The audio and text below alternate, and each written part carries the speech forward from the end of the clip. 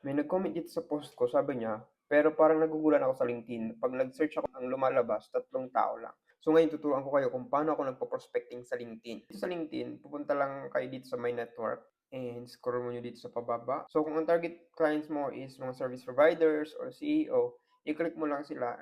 Mag-send ka sa kanila ng connection. And titingnan mo tong people similar kasi yan yung mga tao na may similar role sa inad ninyo. Ang show all. Yan. So, kapag na-click mo yung show all, lalabas na dyan yung mga similar role sa ni-click mo. Yan.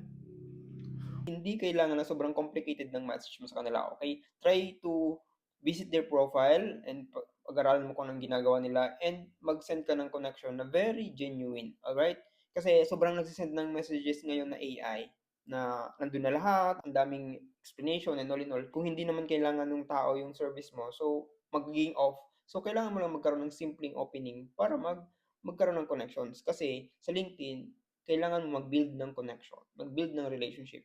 And after that, hindi lang man basta syempre na mag-send ka ng message and then after that tapos na. Of course, since connected na kayo, kapag nakikita mo yung mga post nila ng mga target clients mo, mag-engage ka sa post nila, mag-comment, mag-react.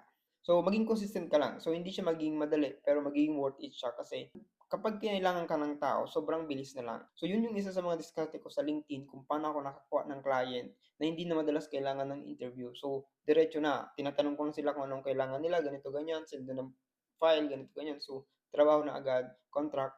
So, walang masyadong interview na nangyari kasi kilala na nila ako. Kasi pag ganun, parang bibuild kayo ng personal brand and hindi nyo kailangan makipag-compete sa sobrang daming freelancers sa iba-ibang freelancing sites. So, ang kailangan nyo lang gawin is maging consistent lang kayo. So, follow me dito sa Facebook para ma-notify ka sa mga ganitong video. At the same time, watch Loki Genius Podcast, support Loki Genius Podcast, and wear Loki Genius shirt. Nandiyan yung link sa baba and nasa bio. Alright? Bye-bye!